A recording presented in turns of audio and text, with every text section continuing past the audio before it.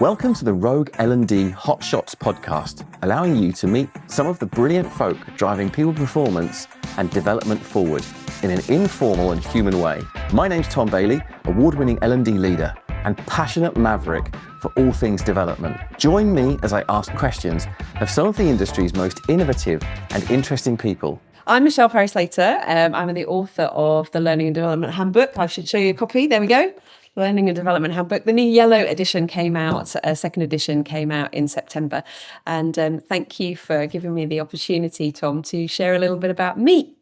My career has been, like many, a squiggly career. Started teaching English in Japan and ended up in learning and development as a result of that. And I've been running my own business, Kairo Modern Learning, for the last decade. Recently relocated to Australia and working in Australia now as well as in the UK, which is joyful and loving the sunshine. But what I really am keen and passionate about is that we start early enough in learning and development and organisation development work that I do. And what do I mean by start early enough? Well, we can tend to get brought in when the solution's already decided. And I really push back and ensure that we've got a good, strong evidence base for what we do. And we don't simply just slot in and serve, but we actually consult. Do you remember any Japanese from teaching English? I do remember some Japanese from when I used to teach English. Of course, when you're teaching English, everyone wants to speak Japanese to you. But the Japanese I remember is Daijoki biru kudasai, which of course means 2 beers, please. Oh, nice. Very useful. Yeah. I think Japan's great. I've literally only been once on a stopover, and it's on my list to go there. But it always seems such a, incredibly organised. I was going to say unique place to visit. I guess even more unique as a student to live in. It was an awesome place to live, but it was very disconcerting because you didn't know if you were standing outside a shop or a doctor's or a brothel. You had no clue because you got no frame of reference whatsoever. I didn't know if I was facing north or south or east or west. I get all confused by which way the sun's coming up and just all sorts of things like that. I found it very disconcerting. But everyone's so kind that it was really easy to live there, really easy. And we were there for a year, but we ended up staying for nearly 2 years because we loved it so much in the end. Fantastic. Yeah, nice. I'm very jealous. And you mentioned there about your passion. Why don't we have another go at that? Because that was really good. So the question is, what really lights you up? What are you really, really, really, really passionate about within our industry? What am I really passionate about in our industry? I'm passionate about we don't start soon enough. We don't get involved soon enough. The problem that we have is that people come to us with our solutions, their solutions.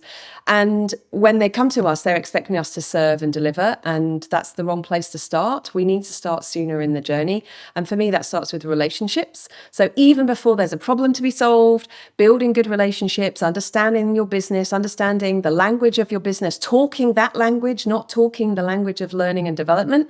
That way, when people do have a problem, they go, oh yeah, I know, let's go and chat to Michelle, she'll help. And that's kind of the point, that then we can start sooner in the journey. If, for example, there's new product developments, they're creating something brand new and you're in those early conversations, when it comes to then, can you teach people how to sell or use this product or make this product? You've already got that backstory and then you can weave that into the learning experience. And that's why I'm really, really keen that we stop serving and we start asking, how do you know that that's the right thing to do? Asking it kindly, not just, why, that's just aggressive and unkind, but asking it kindly. How do we know that this is the right solution? How do we know this is the right thing to do? And we've got good relationships, so we can have those robust, consultative conversations.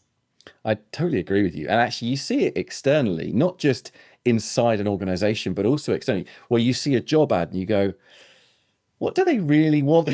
What are they really looking for? Or that could be a 6-month project if you were to redefine what you actually want to do. But sometimes it feels like they're a bit like inside an organization. You can look at a job ad and go, are they just trying to fulfill a brief? Because they've got a space and they've got a head and they've gone, oh, right, that training person we need, as opposed to thinking what they really need. So, yeah. Well, I mean, to be honest, sometimes it could just be a checklist. it doesn't need to be a complicated program, or it just could be a job aid, something that somebody refers to in the moment. And it could take AI 3 seconds to create that piece of content, Yeah. Yeah. even less than Absolutely. that. And so what are we, especially in the age of content creating AI, what are we if we're not good at curating, good at relationship building, good at understanding the problems that people are trying to solve in businesses? That's where we're going to start adding value. It's what I've been pushing for the last 10, 12 years. And I genuinely thought I would have a business for 2 or 3 years and everyone would get it. And I just don't understand why everyone doesn't get it now. And you hear, oh, that's not how it works around here. Well, do you want to carry on doing what you've done forever and get what you've always got? Or do you want to actually move with the times that we're living in and progress? And do L&D in a way which actually serves the organization's real needs, as opposed to just content creating. I feel like I've got on a bit of a soapbox there. No, Sorry. but you're 100%. Well, that was the soapbox element question originally, but you're absolutely right. And it's such a it's such a trigger for those in L&D enlightened who go, yes, I get that crusade. Why is this not easier than it is? And you can listen to any of the David James podcast, and it will keep cropping up because it's frustrating. It doesn't make sense. I mean, I'm sure we don't get this in other sectors, in other industry. I don't. Anyway, well, we'll stop. I actually think we do, because it's people crave certainty, and the world is intensely uncertain and moving so fast. So I fully respect why people want to carry on doing what they've always done. The problem with that is that the world is uncertain and moving so fast. And so if we carry on doing what we've always done, we're just being left behind. Yep. It feels we are at a pivotal moment right now, which is very similar. And I've mentioned several times before in the world that I'm married to a history teacher. So maybe this is why I have my eye on the history. But when the car was invented and people were traveling around on horses, the very famous quote of, they'll just want faster horses. Henry Ford said, they'll just want faster horses. And that's exactly what's happening with AI. We've got faster content creation. But that's not what we need to do with AI. Yeah. And so I don't have the answers. I'm not an AI expert. But what I do know is that we're at that pivotal moment where we need to keep up. So if you were a farrier back in the day and you're like, it's fine, we're always going to have horses. We're always going to have the need for me to shoe horses. Or you can go, maybe I'm going to have to start making gates, because I'll use my blacksmith skills. They're going to be putting these motor cars that are expensive behind, secure gates. And so diversifying, you're not throwing away your skills. You're just morphing and moving your skills. And I do find it hugely ironic that L&D people, we are in the world of learning and development. We are asking for faster horses. We're not actually developing ourselves. So, it's a bit of a wake-up call. I think we've got no choice. We've got to sort it out.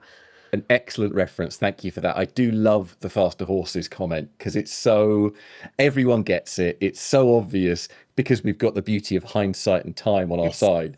But at the time, obviously, people wouldn't have done that. Anyway.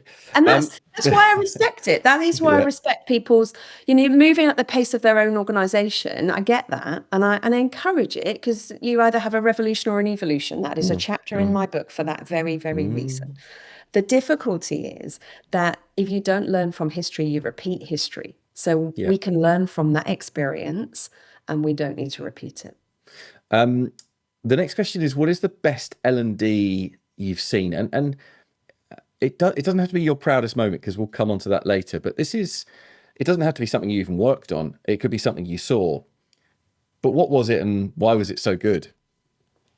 So this is a really interesting one. What comes to mind for me is a project that I was brought in to help because the leadership program wasn't landing. So I went into the organisation and I looked at the program they had, which was excellent. Excellent.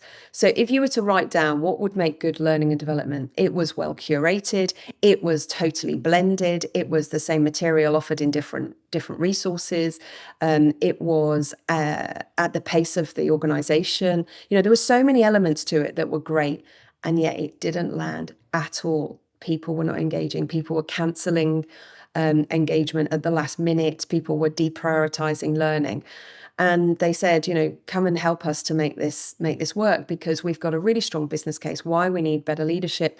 Their staff survey for consecutive years had been poor leadership, and people were leaving. They had a massive attrition problem. So, as I say, on paper, all the answers were there to a problem that was very clearly defined, but in reality, nothing was working.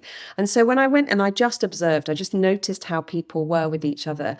And interestingly, it came down to another of the chapters in my book, environment, permission, and culture. So they had the right environment, as in they had options. People were coming together physically, people were working online. So they had all of the environment stuff allegedly sorted out. They had permission that this was a senior sponsored program by the chief exec themselves. This is why it's so important. We need to give you the time. You must invest your time into this. However, no culture for learning whatsoever. There was no respect for learning. The leaders themselves were not, the senior sponsors were saying do it, but they were not learning themselves. They were not talking about learning. That there was just no appetite for it. And so all of the sort of KPIs in the organization were not for developing yourself or getting better or developing your teams. They were all about output for product. And so it's so interesting to me how, why doesn't something work? What's missing? You've got to have all the elements. And this goes back to, you've got to start early enough. If you've created, as they had created, a really fantastic leadership program, on paper, potentially award winning if they could have landed it and got some stats behind it. But it didn't land at all because they hadn't addressed the foundation. They were basically building their house on sand, not rocks. Okay, let's move straight on to a slightly less relevant question. What's your favorite hand gesture? Thumbs up. Do you know why I love thumbs up? Because so much technology now, when you do that in a meeting, it picks it up. The AI picks it up and gives you a little symbol for it. And I just think that's a really lovely thing. So I love a thumbs up. Truly universal. No one's going to misunderstand a thumbs up. Exactly.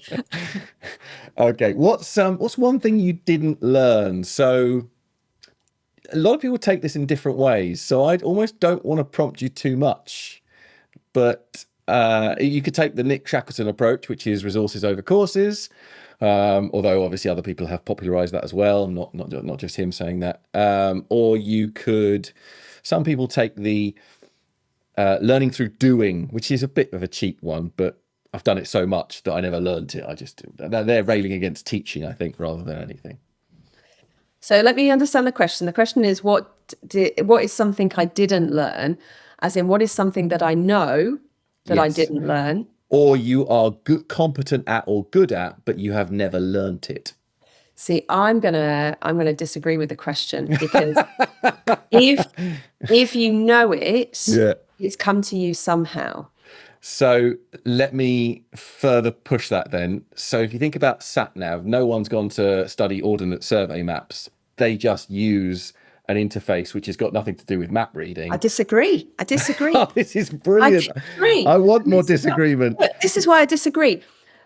Those types of technologies play into things that we already have knowledge of, right? So do you remember years ago, Instagram, what was their logo? A camera? It was a Polaroid camera. Okay. Because it's instant photographs.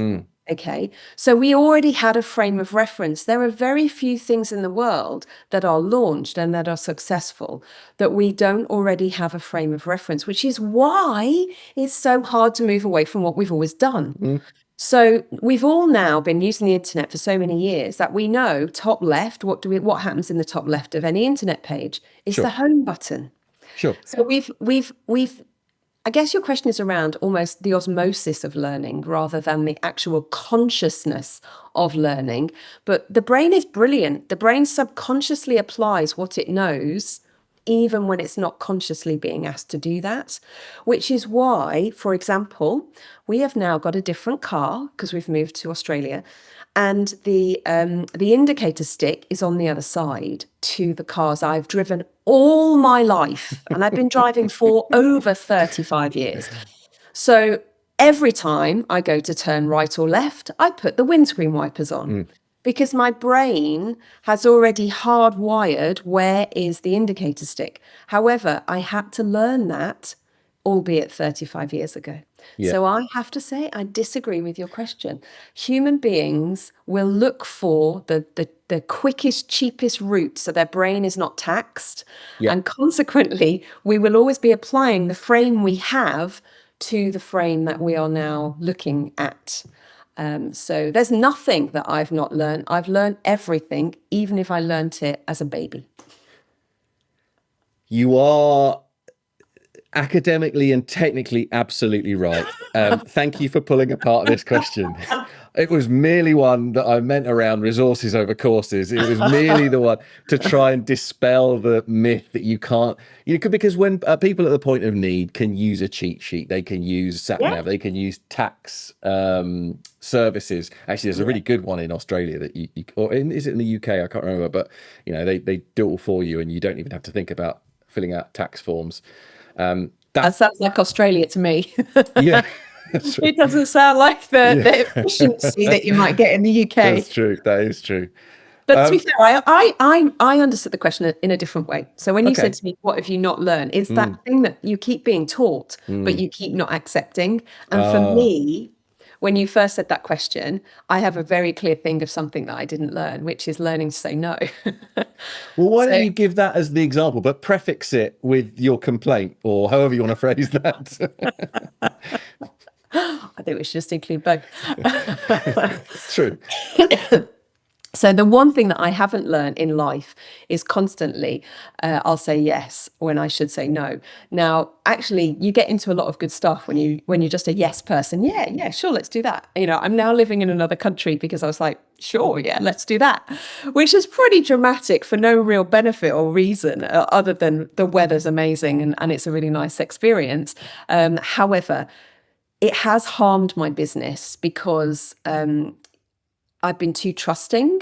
And so I should have said no. There was one particular client who didn't pay me and I was really bought into the project. And I just kept saying, sure, I'll keep coming back. I'll keep working on the project. And then after 6 months, I really was feeling it because I had 7 associates for me working on that project who I paid in full.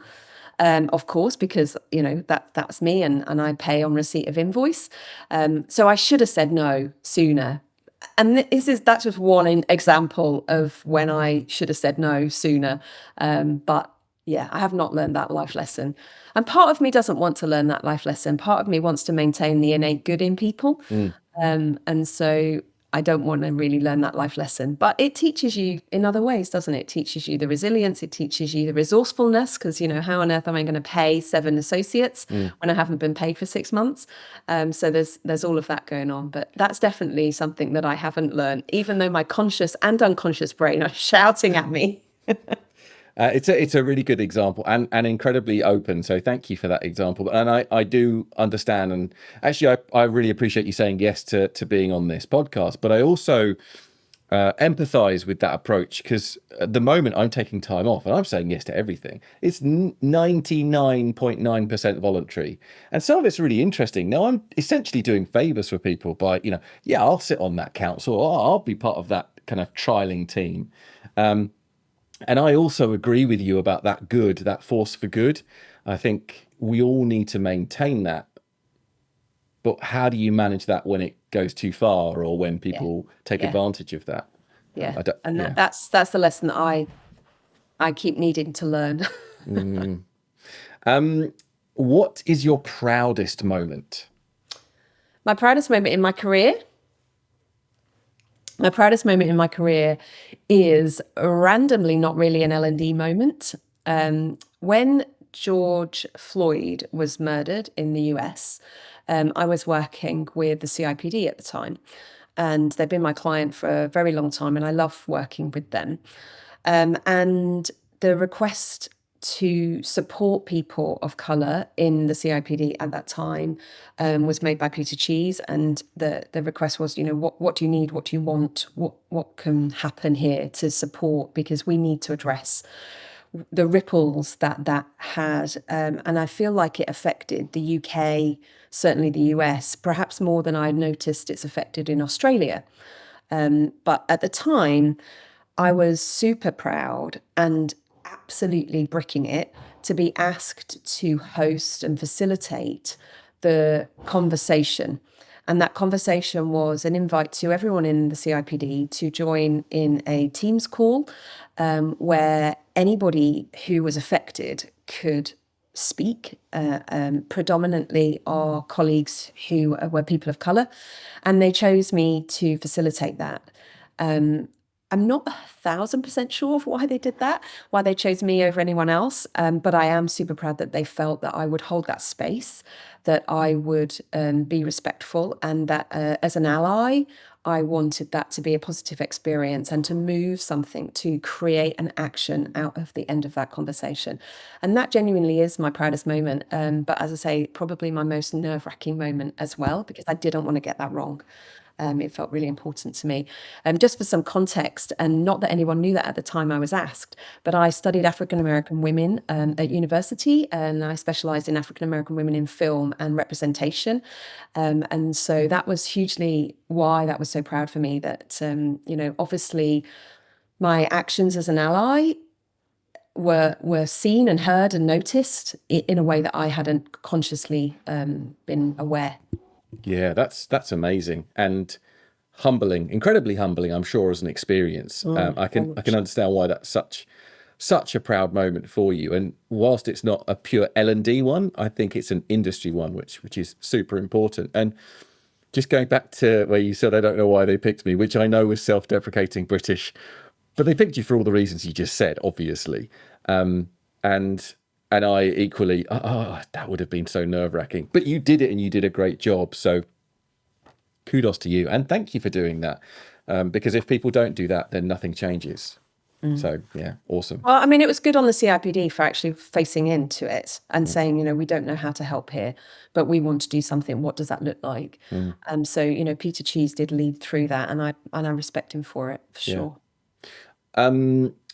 Changing gears. What's your biggest L&D fail or your worst experience?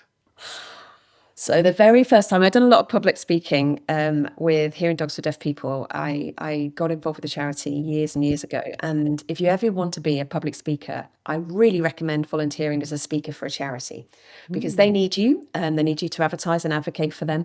But it's a fantastic proving ground. You learn all the bad stuff, you do it all wrong, and nobody's got any expectations of you when you're a speaker for a charity. You're just rocking up at the local Rotary or Scout or Guide group and talking.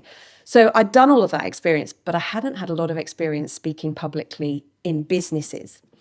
And the very first time that happened was at the Global Sales Conference, which I'd organised with my my director for a global company that I was working in as head of L&D. And I walk on stage, and a sea of grey suits, because there were 99.9% men. And I look at my microphone, which is sort of on my chest here, and I wasn't sure, is it working? Is it not working? So I tap it and I say, am I turned on? Oh, man. It's so the wrong thing to say. It's just so embarrassing. Sorry, I just thought it was awful, and then I just clicked in and got it. It was just so embarrassing. The whole room just broke the ice, I guess. They start to laugh. I had two choices in that exact exquisite moment of my life. One was to go beetroot red and literally die on the stage, or one was, I don't know, a gift from the heavens or something. But I just thought, lean in, just lean into this. And so I opened my whole presentation with, hell yeah, I'm turned on. This is an amazing event. And I just rolled with it. And I was glad of the years of experience of speaking at Rotary clubs and other such things, to just be able to know that you've got the audience now go with it. Yeah. Because if I'd have just done the other and just gone, oh, how embarrassing, and just sort of wormed, squiggled away, it would have just been awful. Yeah. So I just leaned in, and that was a lesson. Did I learn that lesson? I don't know. That was a lesson that I hold to this day. And if anyone ever asks me about facilitation, lean in is one of the things that I definitely advise. You know, when you're seeing somebody who's got their arms folded and they're really not engaged, then lean in, go, you know, crouch down next to them and have a conversation like, what's not working for you? Yeah. So, Nice. Beautiful. yeah. Thank but you. it was so embarrassing. No, I mean, thinking of it now makes me shiver. You pulled it round though. You thought quickly. And top tip, public speaking for charities. That's a great idea. Thank you for that. Yeah, great piece. I'm conscious of time. So celebrity moment. What's the best celebrity story you've got? So I could tell you about the time I met my all-time hero of all time, Robin Williams, and I waited for him outside the stage door, and I literally nearly died. He was just... Can I just say that would be the second time that Robbie Williams has made this podcast? Robbie or Robin? Oh, was it Robin Williams? Oh, yes. Oh, that's a bit better than Robbie Williams. I've met Robbie as well, to be fair. He went to school with one of my mates from uni. That's another story. That's another story, but I'm not going to tell you about Robin Williams because it makes me cry because he was taken from this world too soon. But I am going to tell you about the time I met Don Taylor in real life for the first time. So for those that aren't familiar, Donald Taylor is the doyen of learning technologies in the UK. And he will cringe if ever he hears this because he's such a lovely, lovely human being. And I'm lucky to have been mentored by him since then. But when I first ever came across Don was at the Learning and Skills Group webinars, which still run today. And they were just a wonderful way to meet community. And I would sort of, always carve time out on a Thursday to go to them. And he was so good live online. And this was well over a decade ago, before we were all good live online. But he would just had a way about him. And I really wanted to kind of, not necessarily emulate him, but learn from him. And I was then invited to go to Learning Technologies and speak at Learning Technologies a few years after that. And I saw him kind of across a crowded room. I just was starstruck and embarrassed. I was like, it's Don Taylor. It's Don Taylor. What do you say? What if he comes near me? What do I say? So I avoided him for the entire day. And then I was standing in the coat line to get my jacket. So I couldn't not be in that line.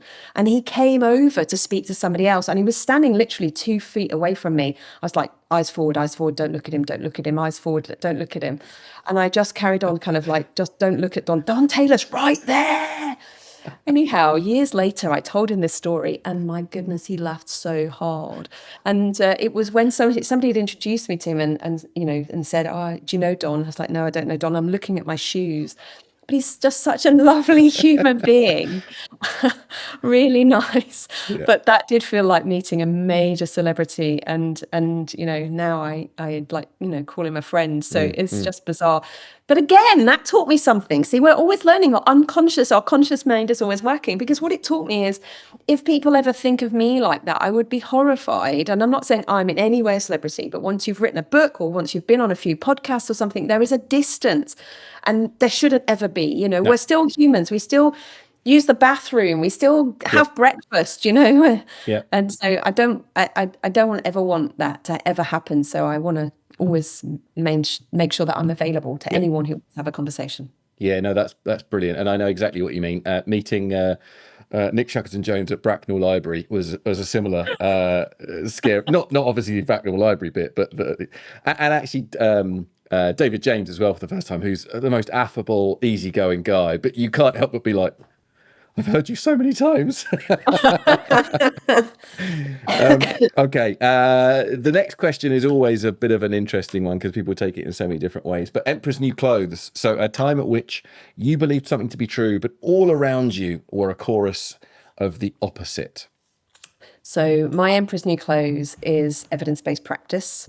And this came from my own imposter syndrome because I never had a kind of a formal route into L&D. Who the hell does?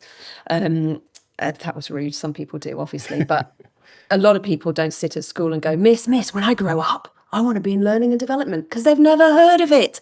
So because I taught English in Japan, when I came back and I started working in global mobility, and when new people joined the business, they went, oh, go sit with Michelle. She'll teach you what to do. She used to be a teacher. And I'm like, I wasn't. I taught English in Japan. But anyway, and that's kind of how it all started, that I got involved in learning and development. And I really enjoyed that part of my job. And then eventually it became formalized and I went and did a train the trainer course because that's how old I am. And that's all that was on offer at the time.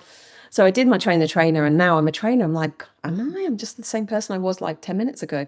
And so I always wanted to prove that what I was doing was the right thing. And I also worked in an intensely male-dominated environment. I explained earlier about how embarrassing that was. And so I always felt I'm very short, I'm only 5'3", short, blonde woman in a male, tall, big space, that I needed to be able to say, right, these are the reasons we're doing what we're doing. And that was how my practice was built up. And then when I kind of went out into the real world and started consulting, and people were just like, just do it. Like, I want you to come and just implement this learning management system, or I want you to just, and I'm like, don't say just, like, tell me the reasons why these are the right things to do. And people just don't care. And corporates would spend literally tens of thousands of pounds on an LMS, which you could see would not solve the problem because they'd not dug into the problem deep enough. And to be honest, I've walked away from a few of those gigs because I don't want my name associated with something that goes wrong when you can see it's going to go wrong. I mean, the best one of these, I was brought in to a retailer to help them to implement a really interesting, it's not just an LMS, like a learning experience platform. And I said, this is interesting, retailer, you've bought this SaaS platform. Talk to me about how your retail employees are going to access it. Are you going to give them tablets or something? And they said, no, we've got it all sorted. We're going to use our tills. So in the quiet times between customers, they can go on to do learning. And we've bought bite size. And I thought, okay, it's an interesting approach. So I said, okay, how's it going to look on the till? And we went over to the till, the DOS-based till that they were going to run a Windows-based SaaS program on. I'm like, dude, like, who sold you this? Why have you even bought this? Where is your procurement? Do you know what I mean? I'm like, nah, I'm backing out of that. I can't help you here. Yeah, I do know exactly what you mean. And you said tens of thousands of pounds. I would argue that there are hundreds of thousands of dollars, if not more, that I've seen on old school LMSs that just, what is it you're trying to do here? Anyway, well, we haven't got time to evidence-based practice. Yeah, very good. Yeah.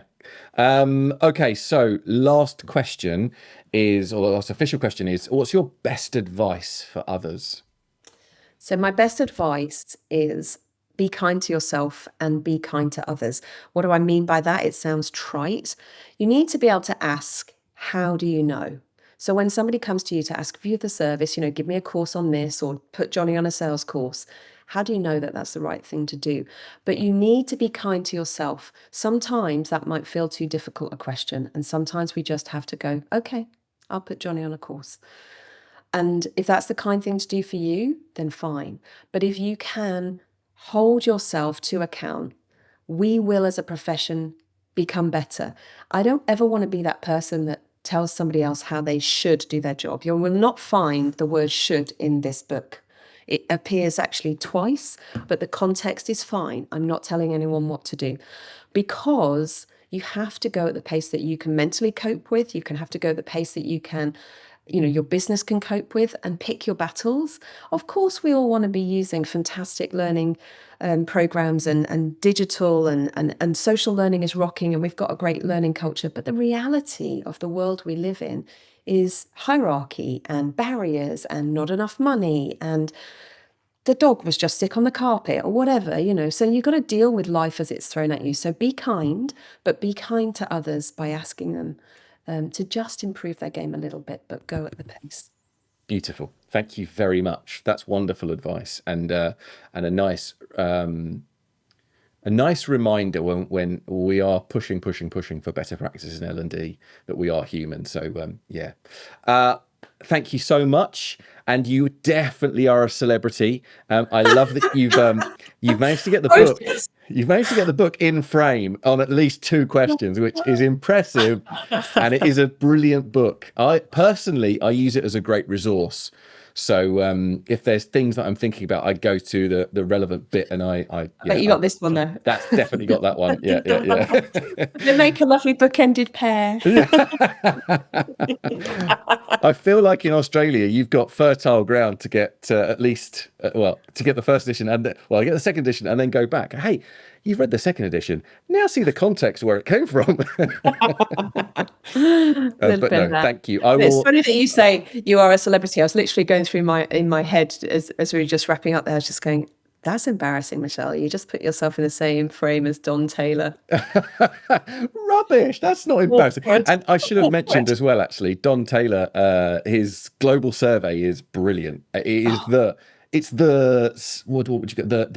The foremost L&D survey globally. And if you've never heard of it, it's worth checking out. It's so interesting as a survey, as a concept for a survey. Tell us the one word, a global sentiment survey. You know, has it got any grounding in science? Has it got any grounding in real research? No, but my goodness, it really has got its finger on the pulse. And so I do look out for that every year. Yeah, definitely. Because we as an industry, we're so fragmented.